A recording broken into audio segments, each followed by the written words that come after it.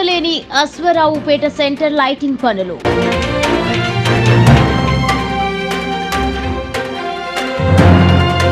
భద్రాద్రి కొత్తగూడెం జిల్లా అశ్వరావుపేట మండల కేంద్రంలో 4 నెలల క్రితం సెంటర్ లైటింగ్ పనులు ప్రారంభమయ్యాయి.